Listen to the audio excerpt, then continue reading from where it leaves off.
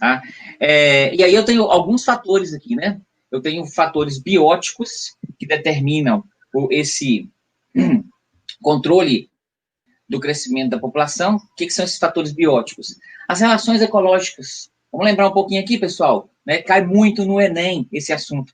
Relações ecológicas, lá na prova de biologia, cai bastante. O que são relações ecológicas? Relações entre seres vivos, que podem ser harmônicas ou desarmônicas.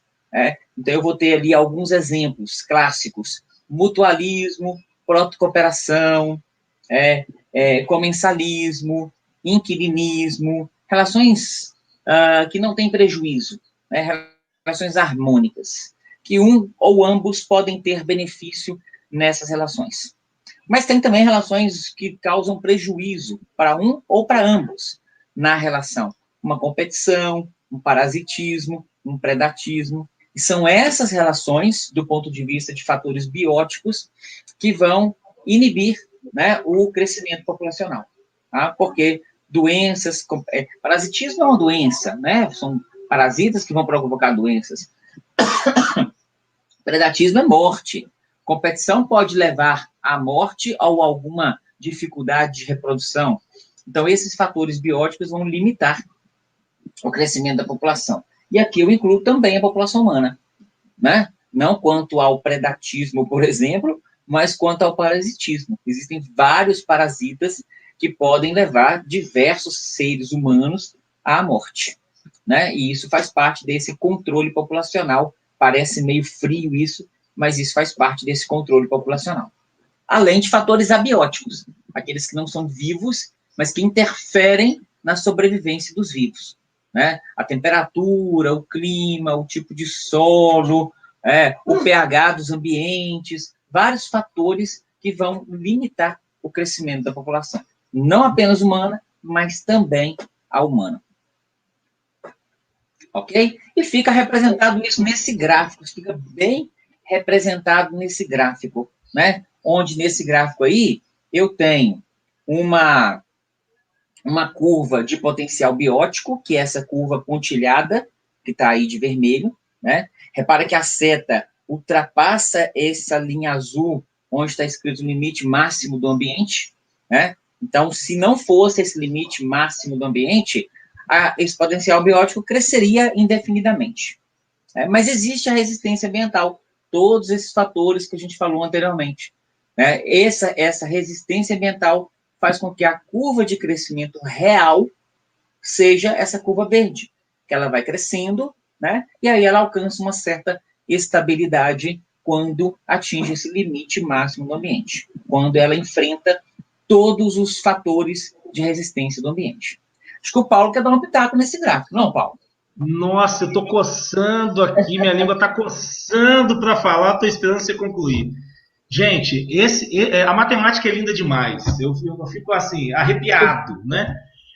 Pelo fato da gente olhar para esse gráfico, e a gente pode até pensar, Wendel, e aí talvez a Amanda e o Wendel possam dar esse pitaco também, quando a gente fala da questão da curva pandêmica, né? Que a gente está aí no auge da pandemia. Mas vamos olhar para esse gráfico inicialmente, né? Esse gráfico, gente, quando eu olho esse potencial biótico aí, que é essa curva pontilhada vermelha, o comportamento gráfico, a gente vai ver daqui a pouquinho, lembra a ideia da função exponencial, crescimento exponencial, tá certo?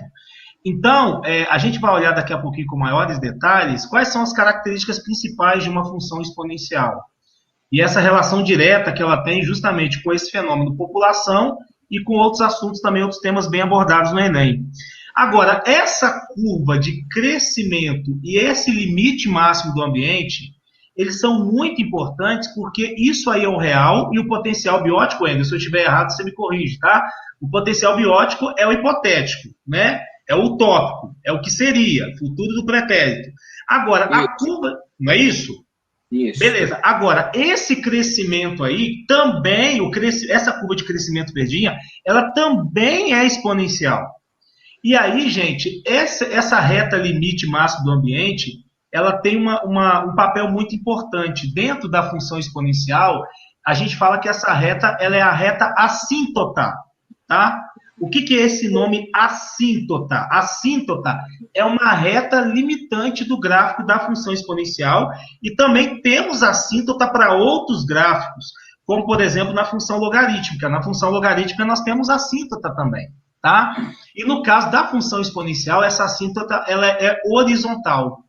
Então, diante dessa resistência do ambiente, surge esse limite máximo, que é essa reta. Então, é como se a minha função exponencial crescesse até o limiar dessa reta e não ultrapassasse, e essa reta mantivesse o controle, tá? Muita gente, muitos alunos acabam cometendo esse pecado, de se esquecer que existe a assíntota. Não só para a função exponencial logarítmica, mas principalmente para essas duas funções. E essas assíntotas, elas são muito abordadas na prova de matemática, mas também na prova de ciência da natureza. Então, acho que esse gráfico, ele ilustra bem essa ideia da exponencial que a gente vai explorar um pouquinho mais daqui a pouco. Percebem? É isso, Wendel. Beleza, meu caro. Esse gráfico é muito bonito mesmo, né? Ele é bonito, cara, de arrepiar o cabelo do sovaco. Esse gráfico é bem bonito. Muito bem. Então, fala aí da sua função. Vamos lá.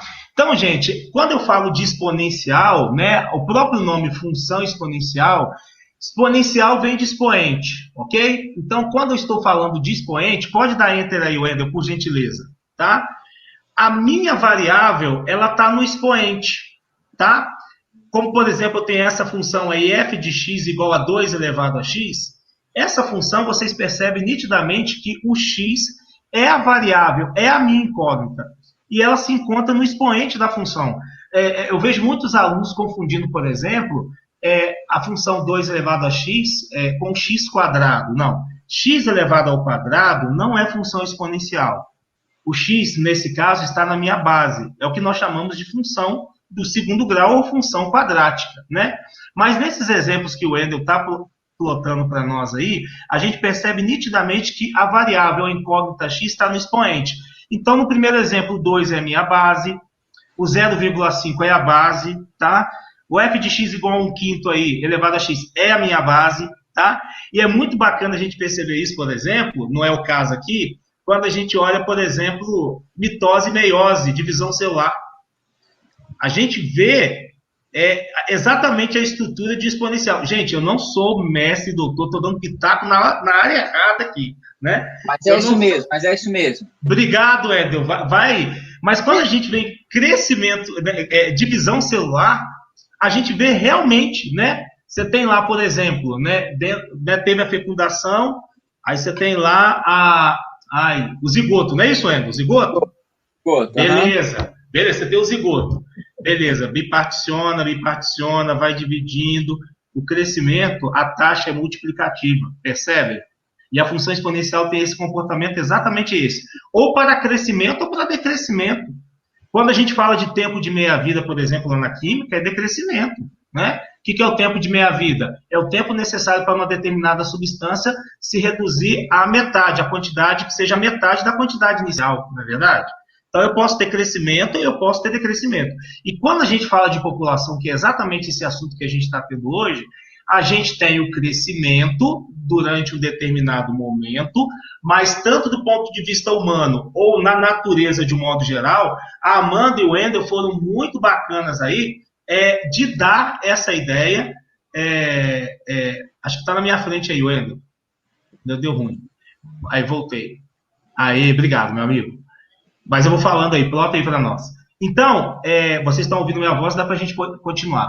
Então, quando eu falo de população humana ou falo na natureza, eu tenho taxas de crescimento positivas ou, digamos que a taxa ela não seja de crescimento e seja de decrescimento. E aí a minha função exponencial vai dar esse comportamento. E o que vai reduzir? A Amanda e o Wendel disseram muito bem. São fatores climáticos, questões muitas vezes socioeconômicas, no caso de nós, que somos seres humanos, né, e assim sucessivamente. Então, gente, a função exponencial ela tem essa pegada. A elevado a x com A pertencente a R, onde o A, que é a minha base, tem que ser maior que zero e tem que ser diferente de 1. Tá? Pode seguir, Wendel, por gentileza. Então, graficamente, eu tenho para minha função exponencial, tá vendo aí, ó, quando a minha base for maior que 1, por exemplo, na minha função 2 elevado a x, eu tenho esse crescimento, a função é crescente. Mas se essa base estiver entre 0 e 1, como no caso lá nós tivemos 0,5, 1/5 elevado a x, então eu tenho uma função decrescente.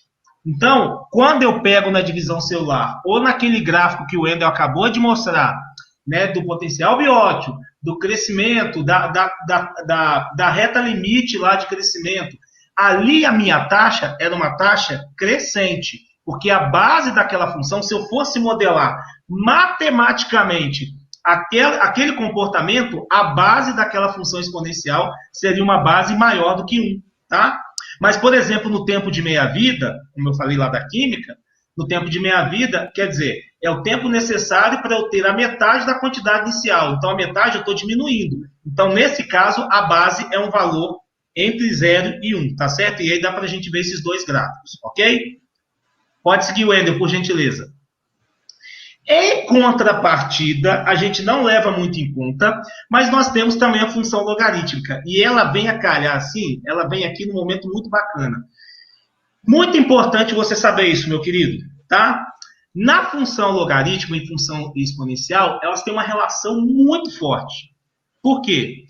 Porque a função logarítmica é a função inversa da exponencial. Se a exponencial, a taxa é, por exemplo, 2, vamos pegar a função 2 elevado a x, para você entender a ideia. A 2 elevado a x, quer dizer, 2 elevado a 1 é 2, 2 elevado a 2 é 4, 2 ao cubo é 8, quer dizer, eu tenho uma razão multiplicativa aí que é o 2. Eu estou dobrando a minha quantidade. E é muito importante você entender essa ideia, porque daqui a pouco a gente vai falar de Malthus. E se a gente fala de Malthus, galera, a gente fala de PG, progressão geométrica. Então, fica muito atento. Quando eu trabalho com a função exponencial, eu estou trabalhando com a ideia de progressão geométrica também. A essência da progressão geométrica está intimamente ligado à ideia da função exponencial. Não é o nosso assunto, mas se fosse matemática financeira, por exemplo, juros compostos, que é juros sobre juros, também essa ideia está atrelada ao quê? À função exponencial. Tá vendo? Então é muito importante a gente... E aí o Wendel, exatamente, o Wendel, chega nesse gráfico. Olha como que a gente percebe essa ideia interligada. A curva em azul, eu peguei uma função exponencial e a curva rosinha ou vermelha é o que nós chamamos de função logarítmica. Olha como que é importante a gente entender graficamente o que está acontecendo, porque isso vai nos ajudar na leitura, por exemplo, dentro da geografia ou da biologia. E no assunto população, como a gente está falando aqui. Nesse caso, a elevado a x e log de x na base a base nesses dois casos são maiores do que 1, então são funções crescentes. Você percebe, olha que interessante, que o eixo x para a curva azul é como se limitasse o meu gráfico. O eixo x aí está fazendo o papel daquela assíntota, daquela reta limite que o Wendel apresentou há alguns minutos. Mas se você olhar a curva rosinha, que é a da função logarítmica, e a gente já vai definir um pouquinho a ideia de função logarítmica, vocês percebem que o eixo y limita o meu gráfico, ele não passa da direita para a esquerda, ele fica antes do eixo OY, do eixo y. Então, para a função logarítmica, a minha assíntota ela é vertical, e uma é o inverso da outra. Olha como que essa reta laranja, y igual a x, é como se fosse o espelho das duas funções. Percebe? Por que essas funções são espelhadas assim? Por que a logarítmica é o espelho da exponencial e vice-versa? É porque elas são inversíveis. Uma é a inversa da outra. O que uma faz, a outra desfaz. Entendido? Volta no slide anterior, Wendel, por gentileza. Só para a gente poder entender. Olha lá. Não, pode passar, Wendel, por gentileza. Mais um? Não, perdão, é esse mesmo. Agora é porque travou aqui a tela. Travou, é esse aqui, tá? Quando eu falo f de x é igual log de x na base b, o que eu estou querendo dizer para você? Eu estou querendo dizer o seguinte. Se na exponencial 2 ao cubo é 8, 2 ao cubo é 8. Pegou a ideia? No logaritmo, o log de 8 na base 2 é 3. Olha que interessante. Na função exponencial, eu saio do 3 e vou no 8. Na logarítmica, eu saio do 8 e volto no 3. Olha que doideira. E aí tem vários fenômenos. Quando você pega, por exemplo, fenômenos como terremotos, abalos sísmicos, a escala Richter, né? Muita gente a 5 graus, 8 graus. Gente, aquilo ali é potência de 10, meu cara. Se passou de 5 graus para 6 graus, aumentou, foi potência de 10, não aumentou só 1 grau, não. Entendeu? E isso, quando a gente olha o crescimento populacional, faz toda a diferença. Porque se eu entendo a logarítmica com essa percepção, e quando eu entendo a exponencial com essa percepção, a minha leitura gráfica na biologia, nas ciências humanas, na ciência da natureza, é uma outra coisa. Pode avançar, Wendel, por favor. Gente, quem quiser perguntar, opinar aí, o chat está liberado, tá? O Wendel que está acompanhando aí, tá? Beleza, gente. Já que ninguém quer perguntar. Pergunta, Wendel. Para eles aí, ó. Aí, ó. Olha que eu vou perguntar, galera, e eu quero ver a resposta aí no chat, tá? Supondo que uma certa bactéria se duplica a cada minuto e que ao meio-dia um vasilhame fique cheio dessas bactérias, em que momento estava ocupado apenas até a metade? Vou te dar um minutinho para responder aí no chat. Vamos lá, estou acompanhando aqui. Quero ver!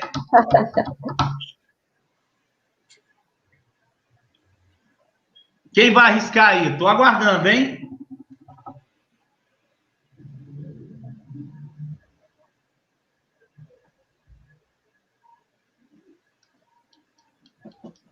Vamos ver se alguém vai chutar. O pessoal tá meio tímido hoje, eu acho. O pessoal tá meio responder tímido. Que até eu ficar doente. Eu não sei se a Amanda viu a resposta. Se você não viu, Amanda, vixe! Ó, tem gente... Pensa um pouquinho, galera.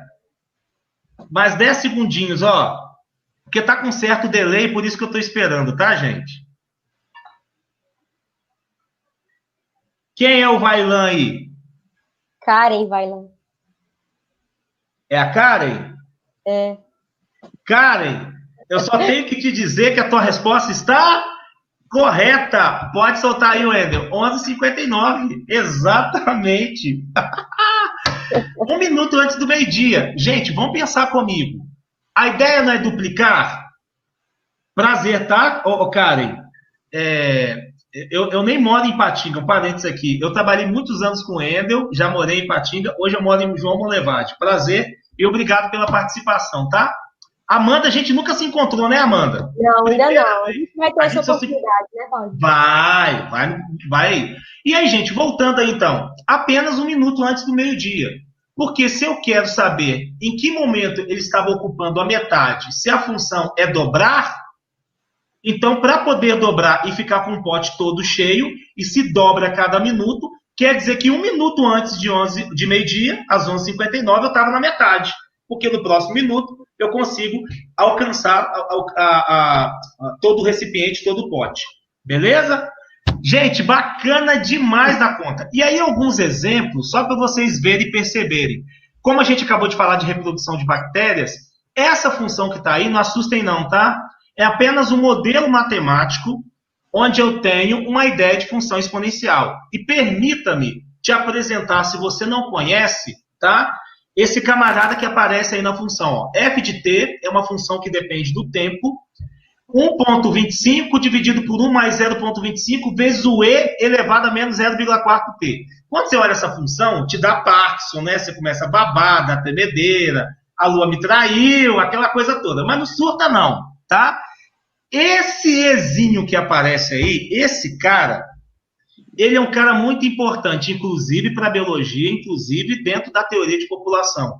A gente chama esse cara aí de neperiano, ou natural, é o E. Ele vale, é uma constante, da mesma forma que o π é uma constante, ele vale aproximadamente 2,718 reticências, ele é uma dízima não periódica, tá? Ele é um número, digamos aí, entre aspas, infinito, tá? E esse E, ele está presente em vários fenômenos de crescimento populacional, e eu não falo aqui só humano, eu falo natural, natureza. reprodução de bactérias, eu estou te mostrando aí.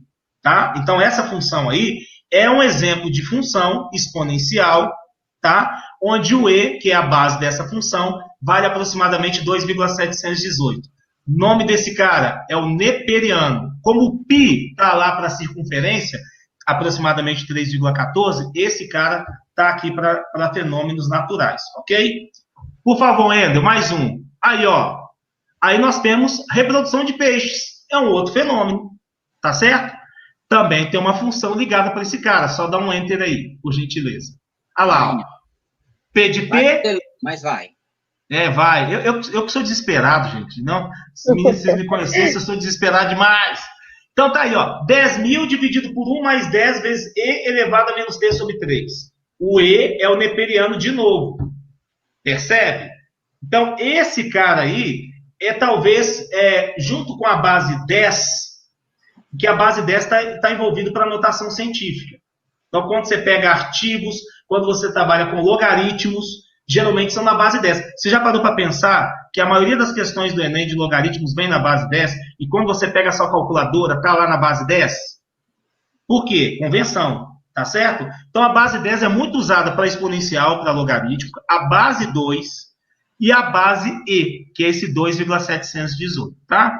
Meus queridos, é importante que a gente tenha essa visão, tá? Que a gente tenha essa percepção para que isso melhore a nossa visão de mundo e ajude na leitura e quando a gente fala de Enem, as áreas estão interligadas o tempo inteiro, as questões são contextualizadas. Quanto melhor você tiver essa visão matemática, melhor a tua leitura na prova de ciências da natureza e de ciências humanas também, tá bom? Beleza, gente? Pausa por aqui por enquanto.